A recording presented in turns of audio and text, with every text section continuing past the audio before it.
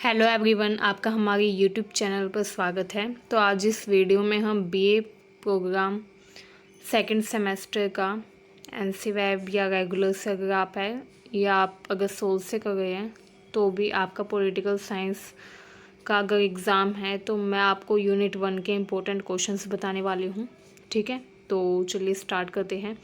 देखिए, आपकी जो बुक है Indian government and politics political science minor, इसमें 9 यूनिट्स आएगी आपकी एग्ज़ाम में। ठीक है, एग्ज़ाम 20 जुलाई को होगा आपका। तो आपका जो एग्ज़ाम होगा उसमें 9 यूनिट्स आएगी। आज हम फर्स्ट यूनिट के कुछ इंपॉर्टेंट क्वेश्चंस कर लेते हैं।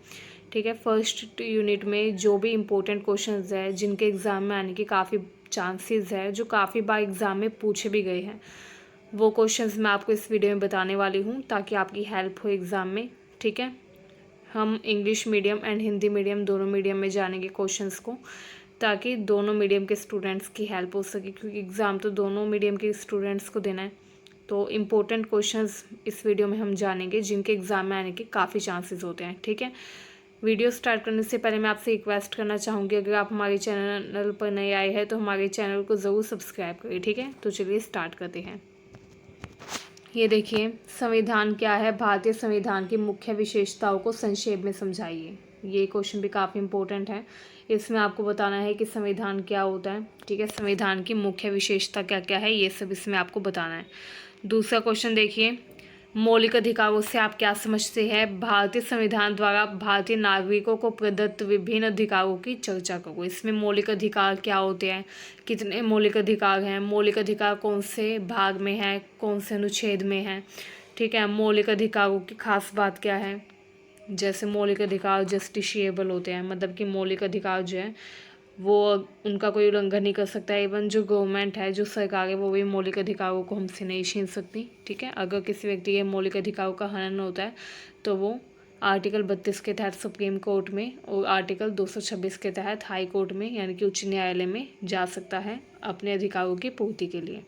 तो ये सब आपको बताना होगा। ठीक है, इसके अलावा कौन कौन से मौलिक अधिकार दिए गए हैं, कौन से 6 मौलिक अधिकार हैं, उनका नाम बताना होगा। ठीक है, क्वेश्चन 3 देखिए, राज्य के नीति निर्देशक सिद्धांतों की विभिन्न श्रेणियों पर चर्चा करो। राज्य के जो नीति निर्देशक तत्व है उसके बारे में इसमें आपको बताना है, यानी कि directive principle of state policy के बारे में बताना है। ये कौन से आर्टिकल में है, कौन से अनुच्छेद में है, कौन से पार्ट में है। ठीक है, इनके बारे में आपको लिखना होगा। नेक्स्ट देखिए, संघवाद क्या है। संघवाद क्या होता है, मतलब कि फेडरलिज्म क्या है। भारतीय संघवाद की प्रकृति पर चर्चा करो, यानी कि इंडियन फेडरलिज्म का नेचर क्या है, ये बताना है। ठीक है, अगला देखिए, मौलिक अधिकारों की न्यायिक व्याख्या पर चर्चा करो। ये थोड़ा ऊपर नीचे हो गया है। ये क्वेश्चन है, मौलिक अधिकारों की न्यायिक व्याख्या पर चर्चा करो। मतलब कि मौलिक अधिकार जो है, यानी कि जो फंडामेंटल राइट्स होते हैं, उनके बारे में बताना है कि अगर कोई ऐसा कानून बना दिया जाए पार्लियामेंट के द्वारा जो व्यक्ति के फंडामेंटल राइट्स को वोलेट करे, तो जो सुप्रीम कोर्ट है वो जुडिशियल रिव्यू के तहत यानी कि न्यायिक व्याख्या के तहत क्या कर सकती है, उस कानून को निरस्त कर सकती है। ठीक है, उस कानून को हटा सकती है। तो यही है डीपीएसपी यानी कि directive principle of state policy, यानी कि नीति निर्देशक तत्वों के महत्व व विशेषताओं पर चर्चा करो। ये भी काफ़ी इंपॉर्टेंट क्वेश्चन है। डायरेक्टिव प्रिंसिपल की विभिन्न श्रेणियों पर चर्चा करो। देखिए, जो डायरेक्टिव प्रिंसिपल होते हैं, डीपीएसपी जो होते हैं, इनकी बहुत सारी श्रेणियाँ होती हैं। ठीक है, जैसे गांधीवादी नीति निर्देशक तत्व। ठीक है, मतलब कि जिसमें गांधी जी के जो विचार थे वो शामिल है। नीति निर्देशक तत्व आपको पता ही है, निर्देश देने वाली गाइडलाइंस होती है एक तरीके से, जो सरकार को निर्देश देती है कि कैसे वो अपनी कंट्री के लोगों का वेलफेयर कर सकती है। ठीक है, संघवाद क्या है, इसका स्वभाव क्या है, वही nature of federalism in India. ठीक है, भारतीय संघवाद की संरचना पर भी चर्चा करो। भारतीय संघवाद की संरचना क्या है, केंद्र सरकार, राज्य सरकार और जो लोकल गवर्नमेंट है, यानी कि जो स्थानीय सरकार है, उसके बीच में शक्तियों का बंटवारा किया गया है। यही भारतीय संघवाद की संरचना है। ठीक है, ये देखिए संघवाद क्या है, इसका स्वभाव क्या है, भारतीय संघवाद की संरचना पर भी चर्चा करें। ये क्वेश्चन भी इम्पोर्टेंट है। संविधान की बुनियादी विशेषताओं का आलोचनात्मक विश्लेषण करना है। ठीक है, ये क्वेश्चन भी काफ़ी इम्पोर्टेंट है। मौलिक अधिकारों और डीपीएसपी की प्रकृति पर चर्चा करो, क्या वे पूरक है या विरोधाभासी। इसमें मौलिक अधिकार और जो डायरेक्टिव प्रिंसिपल्स हैं उनको कंपेयर करना है और ये बताना है कि फंडामेंटल राइट्स और डीपीएसपी जो है ये कॉम्प्लीमेंट्री है या कॉन्ट्राडिक्टरी है। ठीक है, इसके अलावा इनका नेचर क्या है, जैसे फंडामेंटल राइट्स जो है ये नेगेटिव होते हैं नेचर में, क्योंकि फंडामेंटल राइट्स जो है वो सरकार को कुछ करने से रोकते हैं, जैसे ये बताते हैं कि सरकार क्या नहीं कर सकती, है ना। जबकि जो directive principle of state policies हैं, यानी कि नीति निर्देशक तत्व है, ये सरकार को बताते हैं कि सरकार को क्या करना चाहिए। तो डीपीएसपी जो है पॉजिटिव है, सकारात्मक है प्रकृति में, जबकि जो मौलिक अधिकार है वो नकारात्मक है। ठीक है, ये देखिए मौलिक अधिकार राजनीतिक है और नीति निर्देशक तत्व सामाजिक और आर्थिक है, इसकी व्याख्या करनी है। ठीक है, तो इसमें आपको बताना है कि मौलिक अधिकार राजनीतिक कैसे हैं और नीति निर्देशक तत्व जो है वो सामाजिक और आर्थिक क्यों माने जाते हैं। ठीक है, ये बताना है। मौलिक अधिकार असीमित नहीं है, व्याख्या कीजिए इसकी। मौलिक अधिकार असीमित नहीं है, इसका मतलब क्या है, इसका मतलब ये है कि मौलिक अधिकार जो है इन पर रिस्ट्रिक्शंस लगाई जा सकती है, जैसे एमरजेंसी के टाइम पर व्यक्ति से सारे मौलिक अधिकार छीने जा सकते हैं। इसके अलावा जैसे इंसान को राइट टू फ्रीडम है कि जैसे आप मानकर चलिए राइट टू स्पीक फ्रीली, यानी कि खुलकर बोलने का अधिकार, बट इसमें लिमिट ये है कि ऐसा नहीं है कि आप कुछ भी बोलें, जो लीगल है वही बोलना है ना। या फिर राइट टू फ्रीडम या राइट अगेंस्ट एक्सप्लॉयटेशन, ये सब राइट्स तो है, बट इन पर कुछ लिमिटेशंस भी लगाई जा सकती है गवर्नमेंट के द्वारा।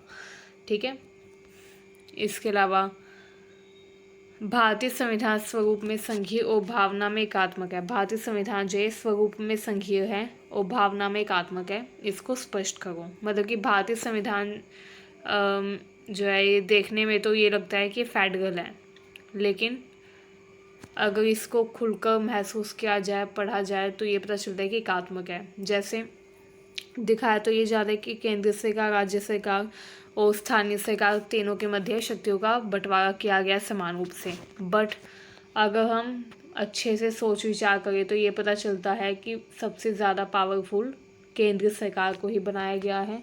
ठीक है, केंद्र सरकार जो है वो अगर चाहे तो आर्टिकल 356 का यूज़ करके किसी भी स्टेट के अंदर एमरजेंसी लगा सकती है, जिसमें जो राज्य है, जो स्टेट है, उसकी सारी पावर्स प्रेसिडेंट के पास चली जाती है ना। आपने वो पढ़ा होगा स्टेट एमरजेंसी का जो प्रोविज़न था, उसमें क्या होता है, जो राष्ट्रपति है वो किसी भी स्टेट में एमरजेंसी लगाकर प्रेसिडेंट रूल इन्फोर्स कर सकता है ना। तो इससे पता चलता है कि हमारा जो संविधान है ये देखने में तो संघीय है लेकिन भावना में एकात्मक है।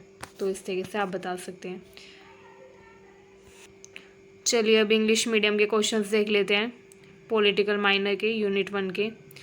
What is constitution, briefly explain salient features of Indian constitution.